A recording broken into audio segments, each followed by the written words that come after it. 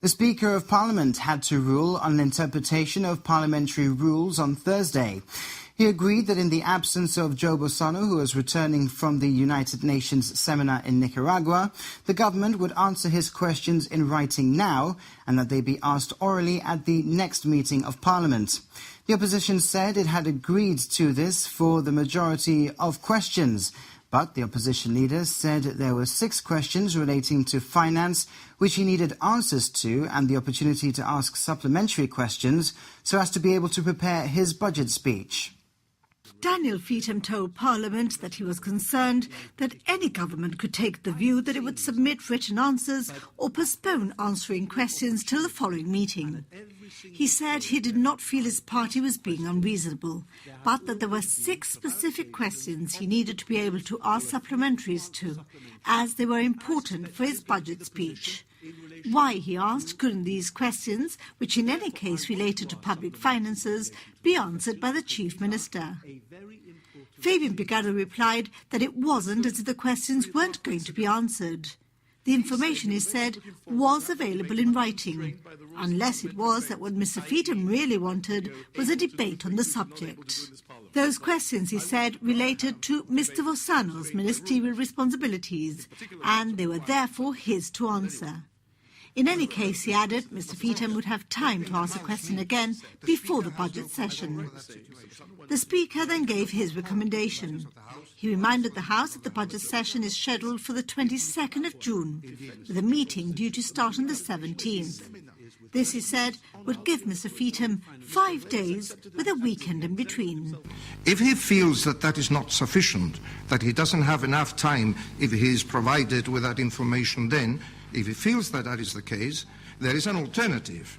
The alternative is that he could accept the written answers, and having seen what the written answers are, I could suggest that he could then write to the government with a series of supplementaries requiring whatever other further information he requires over and above what is given in the written answer. He could pursue that in writing. That might be a reasonable compromise that might meet the problem. In reply to Daniel Feetham's concern that a dangerous precedent could be set, Mr. Ganaba said that although nowadays ministers were required to be away from Gibraltar more often than in his day, this situation continued to be unusual. The Chief Minister had also pointed out that Mr. Bossano was away on government business, and he'd added, not on a cruise.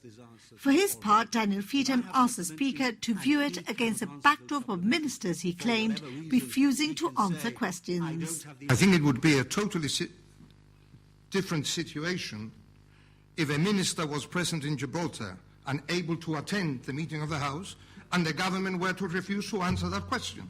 Well, Speaker, can you give that would be clearly wrong. Why might a question remain unanswered?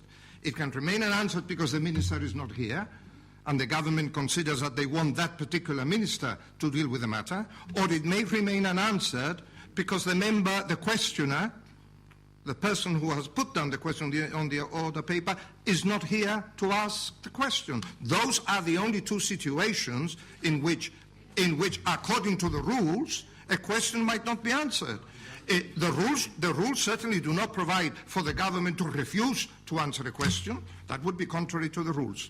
Parliament then moved into committee stage, and a bill to amend the Social Securities Insurance Act for the introduction of maternity grants was passed unanimously. The Mayor of La Niña, Gemma Araujo, proposed that Gibraltar and La Niña be twinned as part of her re-election manifesto for the upcoming municipal elections. Ms. Araujo, a member of the PSOE, emphasized the importance of good neighbourly relations with Gibraltar, stressing the need to encourage bilingualism and cultural exchanges, according to reports in the Spanish press. She also proposed the creation of a municipal body to deal with the state of matters relating to the frontier. Speaking to GBC, the Chief Minister has encouraged Gibraltarians to view the twinning proposal positively. It is something that she and I have discussed in her capacity as Mayor of La Linea and in my capacity as Chief Minister of Gibraltar. She has now taken the first step, which is to put that to people in La Linea in her election manifesto. It's something I think is a very positive step. The fact is Gibraltar and La Linea have a symbiotic relationship, and certainly it's something that I wish to pursue, and I welcome the fact that HEMA has taken the step of putting our discussions now to the level of seeking a mandate for the La Linea side, and I shall very much encourage people in Gibraltar to see that positively. And we'll be back with more news after this break.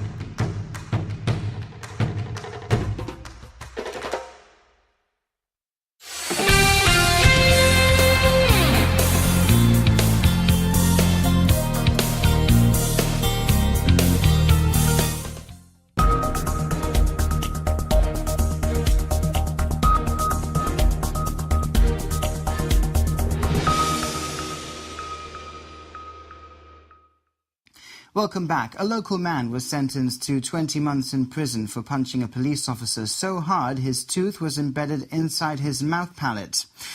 James Ladder was sentenced to 4 months for common assault and 20 months for assault causing grievous bodily harm. Also, in another case, a local woman was sentenced to 5 months in prison for stabbing her boyfriend.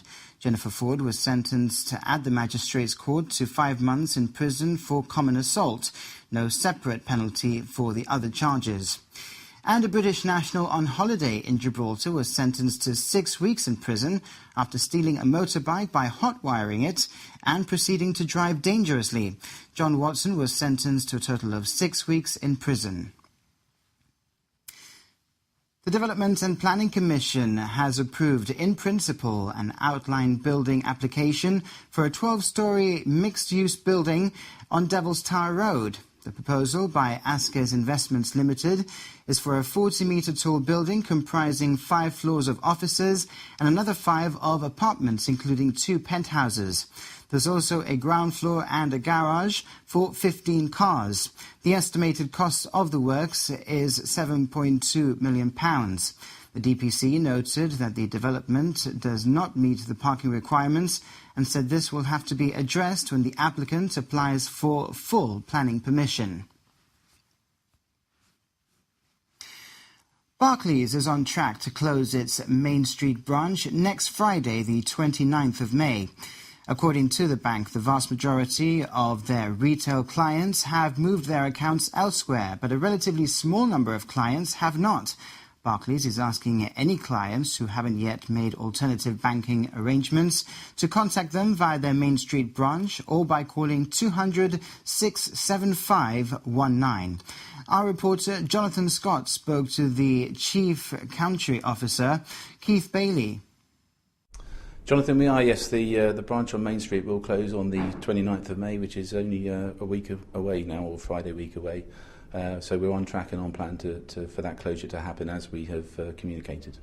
Barclays' local retail operation had thousands of accounts. Most of those people have now moved their banking elsewhere, but some of them haven't yet done so. That's correct, Jonathan. We started off with 16,500 accounts. The vast majority of our clients have already made alternative arrangements, but I'm very keen to ensure that those clients who are still reliant on those Barclays bank accounts are all in the process of setting up alternative arrangements, but are concerned that those arrangements may not be in place by Friday the 29th of May, to contact us. And they can contact us either by coming into the Main Street branch, talking to one of the personal bankers, or indeed phoning our 24/7 client service centre, The number there is 200 67519. We're very keen to talk to those people who have a concern that those new accounts may not be ready for them on the 29th of May. So my plea is please do contact us. You've obviously made every effort to communicate with Barclays retail customers locally, notwithstanding some have not yet made alternative banking arrangements. Can you lay bare, if you like, what will happen if they don't get in touch? Will their cards stop working? I'd much rather them contact us and talk through those relatively few number of clients who are in that position to talk to us, and we can talk to them on an individual basis, whether they are a local corporate client or whether they're a personal client, Jonathan. Legislation for the new Mental Health Act is expected in the next few weeks, according to Health Minister John Cortés. At the launch of the Mental Health Awareness Week, the government praised the communication between agencies and departments and volunteer organisations such as Clubhouse Gibraltar. World IBD, or Inflammatory Bowel Diseases Day, is marked on the 19th of May each year. It's led by a patient organisation representing 35 countries on 4 continents, and now a local group are hoping to raise awareness of the day and the disease locally. Crohn's Colitis Gibraltar made their presence felt at the entrance to Main Street today outside the ICC, handing out information concerning the diseases. It's an invisible disease. You can't really tell when a person is sick. That's why whenever you go anywhere, they always say, oh my God, they're not sick. We're pretty sick. And it's got to do with the immune system down in the bowels. One is Crohn's. It starts from the mouth to the anus. And the other one is ulcerative colitis, which is in the intestine, large and small intestine. This is a newly formed group. We've been fighting for a few number of years, and we're creating awareness so that the public are aware of the symptoms, because there's a lot of people who have not yet been diagnosed, and that is our major priority. We'd like to thank Mr. John Cortés and Dr. Maskell for showing the support, and they have confirmed they'll be providing exclusive facilities for patients like us. The group are in the process of getting themselves registered as a charity and want to widen their awareness. There are also plans to have a specialised nurse in Gibraltar to treat the illness locally. Tonight, the Moorish castle will don the group's colour of purple. That's all for News Review. For more, you can head over to our website, gbc.gi, and follow our regular updates on our Twitter and Facebook pages as well. Thank you very much for watching. From the team, good night.